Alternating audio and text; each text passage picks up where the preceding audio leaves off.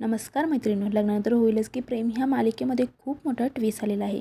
होतं असं आहे की पार्थ आता काव्याला नाही तर रम्याला घेऊन घरी निघून जाणार आहे. तर का आणि कशासाठी तर चला जाणून घेऊ आपण. प्लीज त्याआधी जर तुम्ही चॅनल सबस्क्राईब केलं नसेल सबस्क्राईब करा, व्हिडिओ लाईक करा. होतं असं की आता वसुधा आणि रम्या ही फार्म हाऊसवरती पुरावा शोधण्यासाठी गेलेले असतात आणि त्यांना पुरावा सापडतोसुद्धा. पुरावा सापडल्यानंतर चोर म्हणून जीवा त्यांना बेदम मारहाणसुद्धा करतो. पण नंतर त्या म्हणतात की आम्ही आहे म्हणल्यावरती जीवा त्यांना सोडून देतो.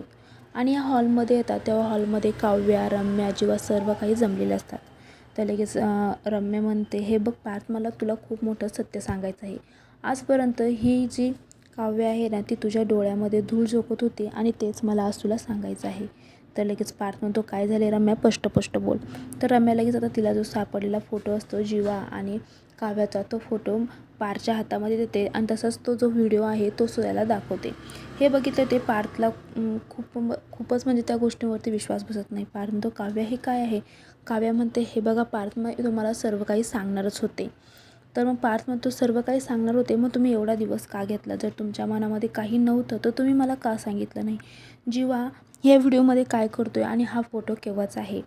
तर लगेच काव्या म्हणते की हो, लग्नाच्या आधी आमचं अफेअर होतं आहे, पण आता असं आमच्यात काही नाही आहे.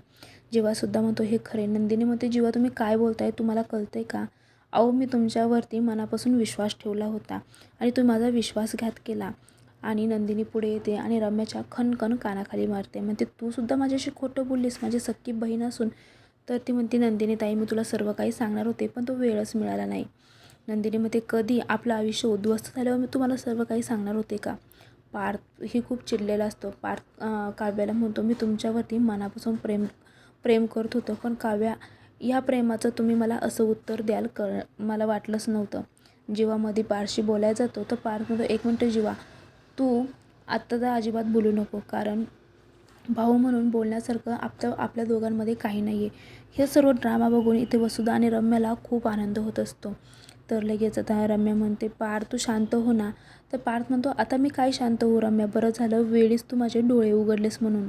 पुढे पार्थ म्हणतो, मला आता इथे एक क्षणही थांबायचं नाही, मी निघालो. तर लगेच रम्या म्हणते, थांब पार्थ, असा एकटा जाऊ नकोस. तर लगेच आता रम्या ही पार्थबरोबर घरी निघून जाते. तर आता पुढील भागामध्ये नक्की काय होणार जाणून घेण्यासाठी चॅनल सबस्क्राईब करा, व्हिडिओ लाईक करा. थँक्यू.